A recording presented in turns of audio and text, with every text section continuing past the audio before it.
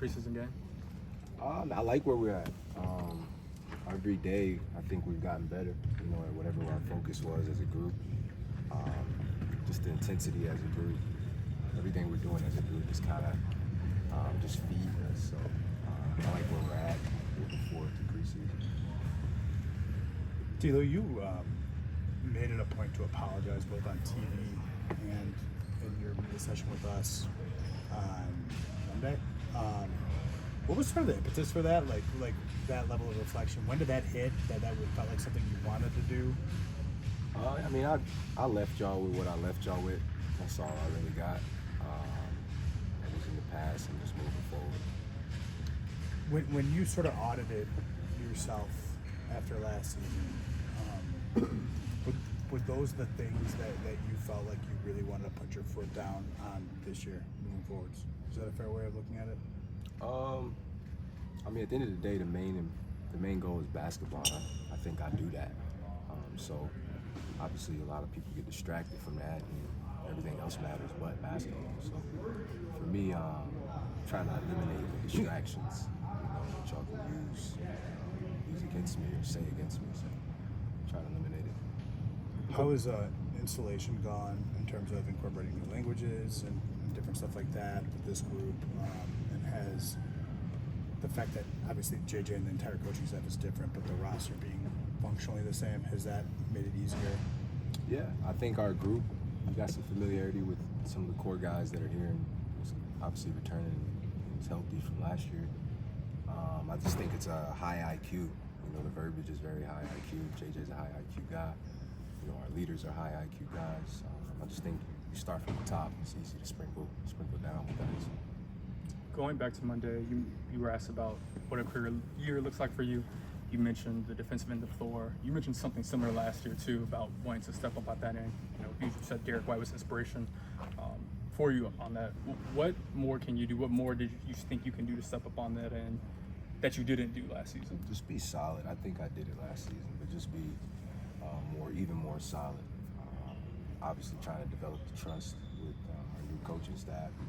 There's a point in the game where you can sub guys in for defensive possessions and obviously get your defenders out there and vice versa, get your offensive players out there for advantage. Trying to develop that trust with coach, to where he can trust me to be solid on the defensive end. So I am out there when we get that stop and we can just run, instead of, calling a timeout to get guys in the game. So just trying to develop that trust is my main focus. This time of year, with the refresh of the season, there's almost a natural thing for any ball club to come in with like a new mindset. But how can you guys turn that energy into something that sustains? I just think one day at a time. Obviously, a lot of things are being thrown at us at the moment. It's early, training camp, preseason, all that. Just one day at a time, trying to get better.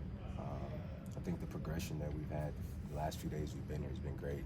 And it's something to really look forward to. I know you have a relationship with Cat, and you guys are playing Minnesota both to start the preseason and start the regular season. Just what were your impressions of the trade and him leaving the Western Conference, and what the Wolves are like as a Western Conference foe now with the new personnel? I mean, he dominated the West, and the West is obviously a little more better than the East. So for him to go to the East, I think he's just going to dominate. Simple as that. You also talked on Monday about just the looking to maintain more focus defensively, even with smaller things and box out stuff like that. You're, I believe, year 10 in your career. What are the challenges of just developing new habits this later in your career, new focuses? I think that's the goal, coming into the season. We obviously practice them during the summertime, and that was my practice all summer, just trying to be one day at a time. My approach and my mentality going into each day, attacking that. So obviously it's the same thing here, new challenges or whatnot, but seeing if I can just attack one day at a time with focus. I think attention to details and things like that is really what separates me from having a great game, a good game, or a bad game. But just that attention to focus on offense. Is it similar to the attention to details you put when, say, the ball was in your hands or you're running the offense? Nah, I'm not used to. I can run the offense, y'all know that, but obviously we got a lot of playmakers and guys that can do that here. So for me, figuring out ways to stay dangerous, but also be assertive when the ball's not in my hand.